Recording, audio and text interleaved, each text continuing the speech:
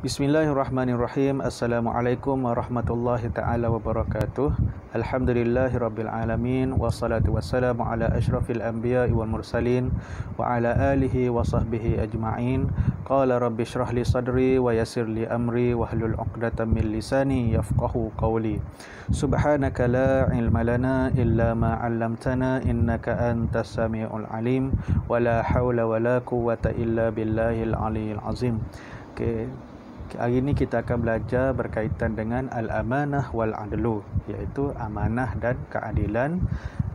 Pembelajaran yang diambil daripada surah An-Nisa ayat yang ke-58 daripada subjek Usuluddin, Usuluddin tingkatan 1, pelajaran yang ke-7, iaitu ayatnya berbunyi a'udzubillahi minasyaitonirrajim. Innallaha ya'murukum an tu'addul amanati ila ahliha wa iza hakamtum bainan nasi an tahkumu bil 'adl innallaha ni'ma ya'izukum bih innallaha kana sami'an basira. Iaitu firman Allah Subhanahu wa taala, sesungguhnya Allah menyuruh kamu supaya menyerahkan segala jenis amanah kepada ahlinya. Menyerahkan amanah kepada orang yang berhak menerimanya. Dan apabila kamu menjalankan hukum di antara manusia, apabila kamu berhukum, Allah menyuruh kamu berhukum dengan adil. Sesungguhnya Allah Subhanahu wa taala dengan suruhannya itu, amanah dan adil tadi ni, memberi pengajaran yang sebaik-baiknya kepada kamu. Sesungguhnya Allah sentiasa mendengar lagi sentiasa melihat. Okay. Kemudian kita tengok ma'anil kalimat, perbendaharaan kata, ma'anil kalimat. Okey, al-amanat. Yang pertama, al-amanat ma tu'minu syakhsin alaihi, sesuatu yang diamanahkan kepada seseorang. Okey, yang kedua, bil adlu, isalul haqqi ila sahibihi, menyerahkan hak kepada pemiliknya ataupun meletakkan sesuatu kepada tempatnya. Okey, ni'ma syai'un, sebaik-baik sesuatu perkara ataupun nikmatlah. Nikmat ni adalah perkara-perkara yang baik. Okey, kemudian kita tengok kepada syarahul ayat. Okey, huraian ayat secara umum. Amarallahul mu'minin bi'ada'il amanati ila ahliha. Okey, Allah Subhanahu wa taala memerintahkan orang beriman supaya menunaikan semua amanah kepada yang berhak memilikinya. Sama ada hak itu kepada kanak-kanak, hak itu kepada orang dewasa, mengikut perbezaan jenis dan bentuknya. Apa yang hak orang tu kena tunaikan. Okey, fayajibu an yahkumu bil adl wa huwa asasul hukmi fit tahkim. Dan yang kedua, suruhan Allah dalam ayat ni adalah, Allah kata apabila kamu berhukum sesama manusia, maka wajib kamu berhukum dengan adil, kerana itu adalah asas hukuman dalam penghakiman. Dan ianya adalah sebaik-baik perkara yang diajar oleh Allah Subhanahu wa taala kepada orang yang beriman. Sesungguhnya Allah tu dia Maha melihat lagi Maha mendengar apa yang kita lakukan. Okay, kemudian kita tengok kepada sababun nuzul. Okay, nazalat fi Utsman bin Talhah kana sadan al-Ka'bah wa huwa ya'ba an ya'ta al-miftahu lin-nabi fali wa Ali bin Abi Talib an yadahu fa akhazahu minhu wa fathul bab. Okey,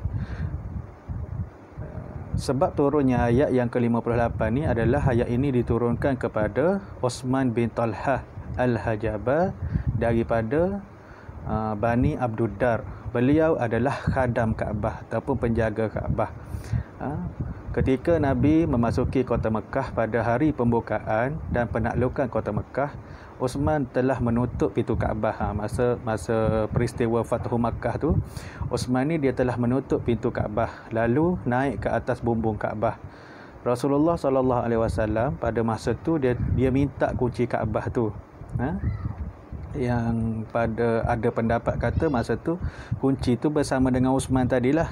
Rasulullah pun minta. Bila Rasulullah minta, Uthman ni tadi dia enggan memberi kepada Rasulullah. Dia tak nak bagi pada Rasulullah kan.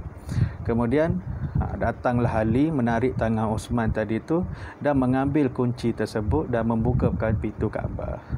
Ali ambil kunci daripada tangan Uthman bin Talhah tadi ni, dia pun ambil, dia pergi buka pintu Kaabah. So bolehlah Nabi masuk dan Nabi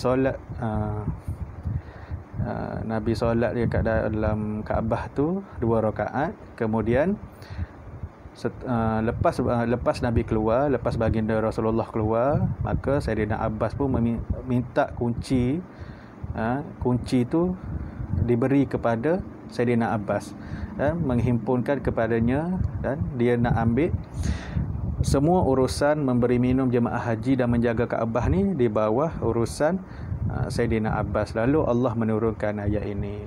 Allah turunkan, kita buat satu perkara dengan adil dan tunaikan amanah kepada haknya. Maka hak menjaga Kaabah ni adalah diamanahkan kepada orang Islam ataupun rombongan-rombongan Nabi yang terlibat dalam Fatuhu Makkah tu, dan bukan lagi hak milik Uthman bin Talhah tadi. Okey, kemudian kita tengok al-maksud bil amanah wal adlu. Okey, konsep amanah dan keadilan ni, apa yang dimaksudkan dengan amanah? Al-amanah dadduhu al-khiyanah. Amanah ni lawannya adalah sifat khianat.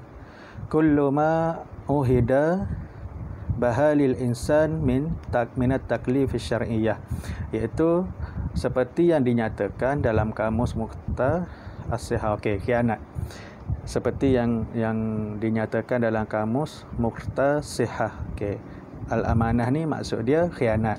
Apa khianat tu? Apa amanah tu? Amanah tu adalah amanah digunakan pada setiap apa yang diberikan kepada manusia daripada tanggungjawab syarak, seperti ibadah dan barang simpanan yang diamanahkan.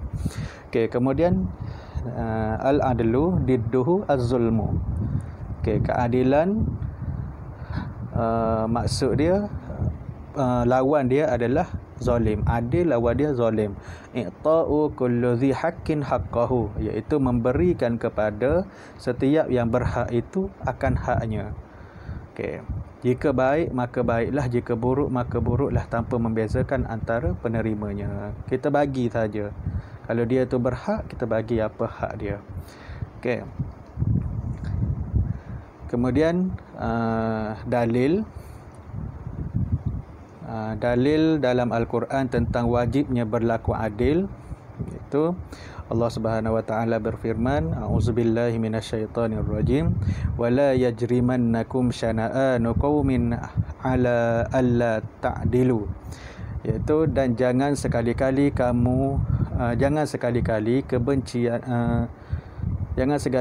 kebencian kamu terhadap sesuatu kaum itu mendorong kamu kepada tidak berlaku adil. Kerana apa? I'dilu huwa aqrabu littaqwa, kerana adil itu mendekatkan diri kamu kepada takwa. Okay. Kemudian tengok apakah pengajaran daripada ayat ni.